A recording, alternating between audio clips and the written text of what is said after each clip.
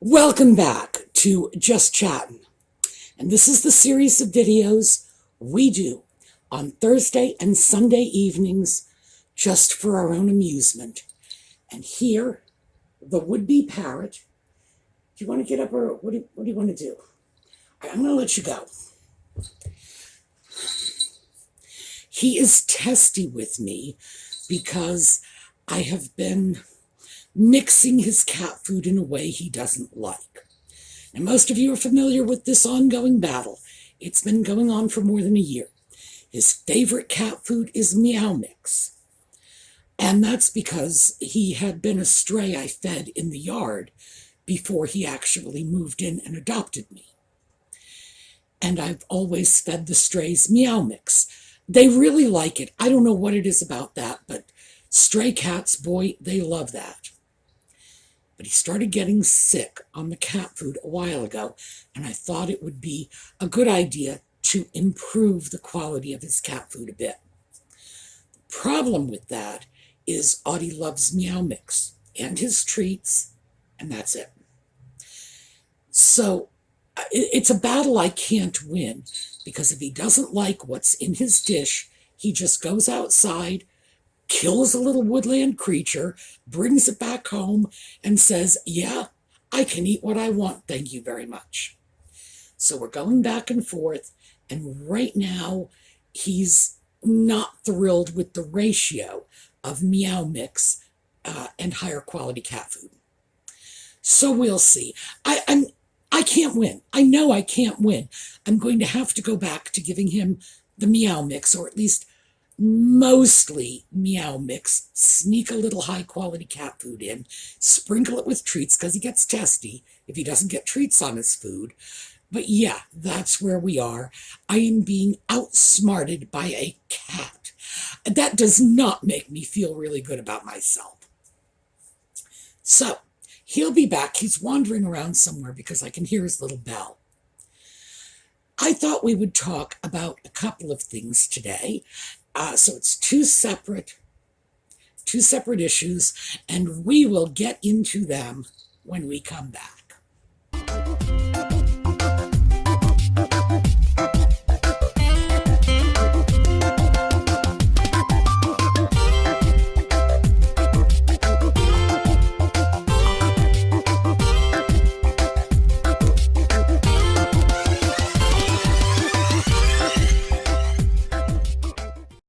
So the first thing I wanted to talk about, and there are actually two sort of subdivisions on this, is Angela Levin, a biographer who had written a biography about the ginger sock puppet, and this came out about 4.5 years ago, so it's getting on in terms of shelf life, has recently been criticized for making a comment that in a picture that was taken when Nutmeg and the sock puppet were in Ireland, and I believe it was 2018, that Nutmeg looked white. And people are going crazy about that. It's like, oh, that is so racist. And in fact, it's been described as reprehensible. We'll get into that in a moment. And I have to admit to a certain amount of confusion about this, because we all know that Nutmeg is at least half white. Her father is white. He is Irish American. And nobody seems to be disputing that fact. So obviously this is part of her ethnicity. It's not the politically advantageous part, but still part of her ethnicity. And to say that she resembles the Irish side of her family does not seem inherently racist to me, any more than if someone said she looks dark in this picture because she has an African American mother. It seems to me to be nothing more than an observation. Now, it would be racist if Angela Levin said, look how white she looks. Isn't she so much prettier than black women? Or if she said, look how white she looks. Gee, now she's one of us. That is obviously racist. But to simply make an observation that she looks white, and I believe what Levin was trying to get at was that the British people were unaware that she was a person of mixed race at a time when Nutmeg was alleging, and the Ginger Sock Puppet was alleging that she was a victim of terrible racism at the hands of the royal family and the nasty British people and blah, blah, blah, blah, blah. We know that whole mishigas. So the reason that I want to talk about this, because, as I say, we all know this is nonsense. This is just utter craziness. It was apparently an observation without any judgment attached to it. In other words, Angela Levin was not saying white is good, black is bad, nothing like that. Just, she looks white. She looks like her father. I'm not clear about that part of this. But what we have coming out of this, and this is what I said we would get into. I'm going to read you the quote from the article, and this is from Newsweek, and it is Crawford, Smith, and Royston, but you'll see that. These are Nutmeg's rah-rah squad. But here you go. Here's the interesting part, because they're talking about our old friend. Christopher Bouzy, founder of data analysis firm Bot Sentinel, previously researched Levin's links to anti-Meghan Twitter accounts. Okay. He told Newsweek, quote, Angela Levin's comments were racist and reprehensible, and her constant attacks aimed at the Duchess helps to add fuel to the onslaught of abuse from online trolls. Okay. So what we have here is we have Newsweek and the rah-rah squad pulling Bouzy back in. All right. Yes, I said you could come back. I did. Pulling Bouzy back into the mix for his opinions. Now, the timing of this is really unfortunate for them, because right now, as we speak, there is a judgment sitting on the desk of a judge somewhere in New York, and that judge is about to sign this. And it's going to be a default judgment against Christopher Bouzy for defamation of character. Now, we've talked about this in the past. I did a video, I'll put a card up to it. I did a video about Christopher Bouzy, and I mentioned in this video that a man named Jason Goodman was bringing a lawsuit against Bouzy for defamation. And Jason Goodman is a very interesting character, but Bouzy never bothered to show up. He wouldn't even accept service. And that whole thing is this, like, insanely comical and crazy story. But the judgment is awarded to the plaintiff by default if the defendant won't show up. If they just say, no, I don't care what you do, I'll see you later, and just never shows up for court, doesn't even make an appearance on paper. In other words, doesn't even send a note in, which is often the way these things are dealt with in the early stages. You have a lawyer who says, I am appearing on behalf of Bouzy, the defendant. No, not even that. I mean, it is just wild. This judgment should be approved by the judge. The judge signs off on it, and then it becomes a fact, and it should be any time now. And So what we have is Newsweek deliberately seeking out a man about to be declared publicly by a court to be guilty of defamation. And they're quoting him. So, for one thing, I mean, this is just utterly entertaining. And I wanted to throw this out to you because that lawsuit is very complicated and it can be extremely difficult to follow. Goodman has a whole bunch of extraneous information that he throws out when he discusses the lawsuit.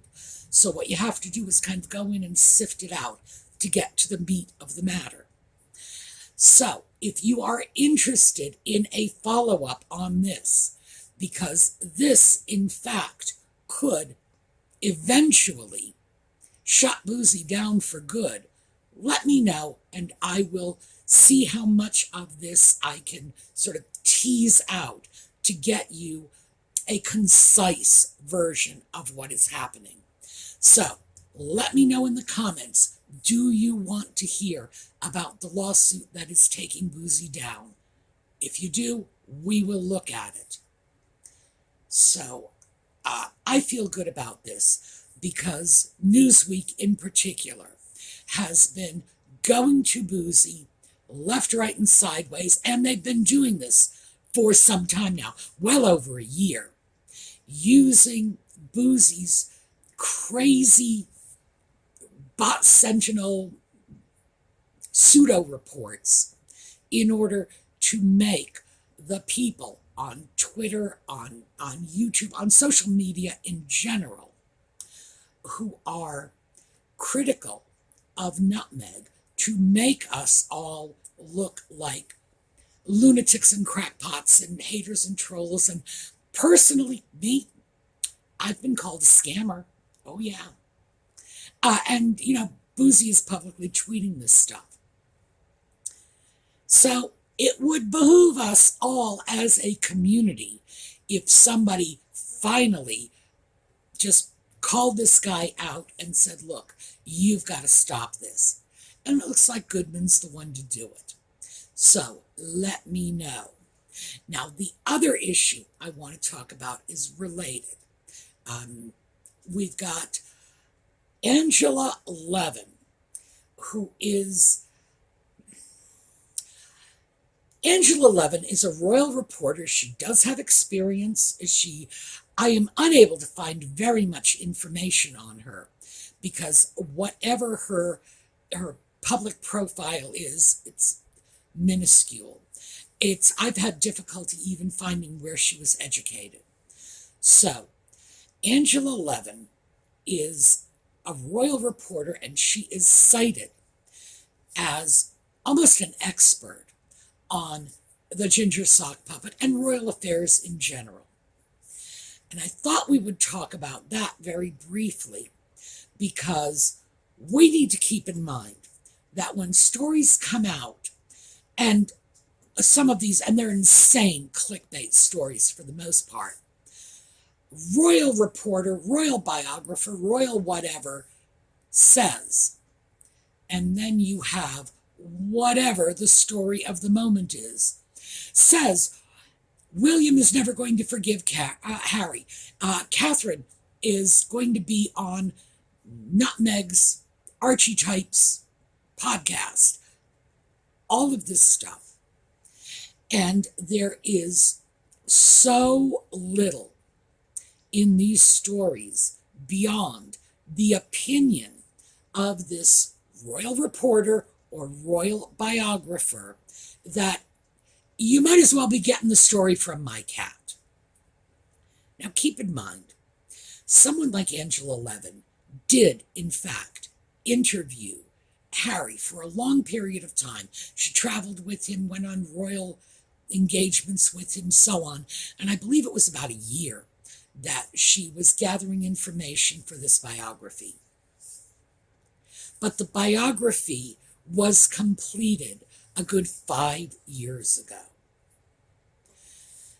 There is no indication that Angela Levin has been in direct contact with either Harry or any other member of the royal family since. Now, maybe she has. I'm not her personal secretary. But what ends up happening is these are people who are biographers or journalists. They write something with or without the cooperation of the royal about whom they are writing. Keep that in mind. And then the news outlets go to them for comment whenever anything is going wrong. And if it's a slow news day, they'll just take their comments and run with it, just pulled out of the blue. It's very important that we are aware of the fact that these are people whose contact with the key players is very, very limited. In Levin's case, it's 5 years old. And there is, as I say, no indication that she has had contact with Harry or any other member of the royal family in the last 5 years. None. Should we be paying attention to this? No. Does someone like Angela Levin have an opinion that is in any way greater than anyone else's opinion, an opinion more deserving of our consideration or attention? No. Now, interestingly enough, we look at this and we say, well, she spent a lot of time with the ginger sock puppet. But as I say, it was a long time ago, and it was pre-Nutmeg. It was certainly pre-Megxit, and very much pre-everything that is going on in the sock puppet's life today. So even having spent that amount of time with him does not give her any special insight. Now, I'm not going to tell you her opinions are worthless. I'm sure some of them are valuable. But just please don't go to these sources with the belief that they somehow have the inside track, because they don't. And that's one of the ways that the general public sort of gets sucked in to believing crazy nonsense. And there's plenty of crazy nonsense out there. So, caveat emptor, just be careful what you are reading, and more than that, be careful what you are believing as fact, when in most cases, and I will say this for them, in most cases, if you pass beyond the clickbait title, you will see that it's simply a royal reporter or a royal biographer giving you their personal opinion. Could be right, could be wrong, who knows? Now, there was one other thing that I said I wanted to talk about. Two things. There was one other thing I wanted to talk about, and this is a good place to kind of sandwich it in because they're both relatively small topics. And this is Nutmeg's famous diary. Now, we have this, and the thing that sparked this for me was listening to an episode of The Royal Grift when she talks about the stuff that's coming out in Nutmeg's diary. And I thought, again, in the interest of making sure that you are well informed on these issues, because I consider that my job, to pull out the garbage and make sure what you have are the facts. Let's talk about this for a moment. So, we remember from the interview she did with The Cut, that magazine, a couple of months ago, link in the video notes, remember, that she mentioned when she was in the UK for the Jubilee, and they were at Frogmore, she found her old diary and went through it and said, "Oh, look what I was thinking then." And people immediately said, "Ooh, is this going to be made public? What does this mean? Is stuff going to come out?" Well, let's start with one. We have no one's word for the existence of any diary at all other than Nutmeg's. And we all know what that is worth. Two, even if a diary exists, we have no one's word for the fact that the information in that diary was penned contemporaneously with the events in question. In other words, she could hold up a diary and say, "Look at my diary." And how do we know it wasn't written last weekend? By the way, it very easily could have been. I did want to just share this quickly with you because it's off topic, but just as an example. When I was in high school, I had an English class in which I was required to keep a journal. We all were. And the teacher would go through those journals. She went through them 4 times over the course of a year. But we knew well in advance what date that journal would have to be handed in. And I would sit down the weekend before it was due with a calendar and write up my journal entries that weekend. I would have a stack of pens in different colors, and I would write it in. I would write one sloppy, write one neat, blah, blah, blah, hand it in. Why? Because I don't keep a journal. I don't keep a diary. I am not a diarist.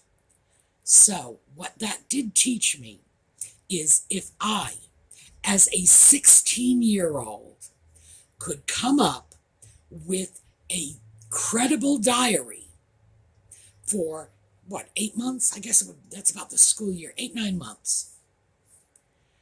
And if I could do that in maybe a total of 4 or 5 days spread out over the course of the school year, you better believe she could do it.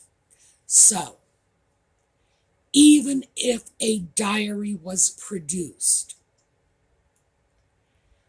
we have nothing but Nutmeg's word for the validity of the contents of that diary. And beyond that, because this goes directly to how valuable Nutmeg's word is, we all remember the Dear Daddy letter. Well, it'll pull on the heartstrings. We know already that she not only is willing to craft a document to sway public opinion, but that she has admittedly done so before. So when we start to look at this diary, and I would have to say, I believe the Royal Grift is right when she asserts that there's going to be garbage in that diary that's going to make its way into Harry's book and documentaries and la la la. It's getting out there, no question about it. What we need to remember when it starts leaking out is this is nothing more than Nutmeg's version of what happened some years ago, and there is nothing but Nutmeg's word for the fact that it was her version at the time. Could very easily be something that she's doing exactly the way I did that journal requirement back in high school. Sometime after the fact, grab a calendar and start making notes. That's all we can say for sure. That it is a product of Nutmeg's imagination, and we need not to lose sight of that. So, as I say, hold on to that, because this stuff has started to come out. More of it will. I would imagine that what this is her newest vehicle for spreading her peculiar narrative and sucking us into believing. Because many people are going to look at that and say, oh, well, that's what she thought, and it's dated 2017. Yeah. And remember, Dear Daddy will pull on the heartstrings. This is a woman who has done this before. She's created a document specifically to change the narrative with the idea behind it being that it will be made public. That's all. So I wanted you to be aware of that because I do believe the royal grift is right. I do believe we're going to see more of this. And as I've said in the past, she's predicted Nutmeg, and she's done so with pretty fair accuracy in the past. So there's no reason to believe she's off target here. None. It's just a question of we need the facts before we start seeing these stories coming out and we start saying, well, is this so? Is that? No. Just please remember, when it all boils down to taking Nutmeg's word for it, we better be real careful about it because, frankly, well, in the immortal words of Piers Morgan, I wouldn't believe her if she read me the weather report. So let that be our catchword. Now, that's what I have for you this week. I will see. Oh, no. Wait, I have to deal with this. The new rumor is that the Princess of Wales is going to be the guest on Nutmeg's final episode of Archetypes. Now, I don't like predicting the future. I don't have a crystal ball, and if I did, my cat would just steal it anyway. I will give you this prediction. No.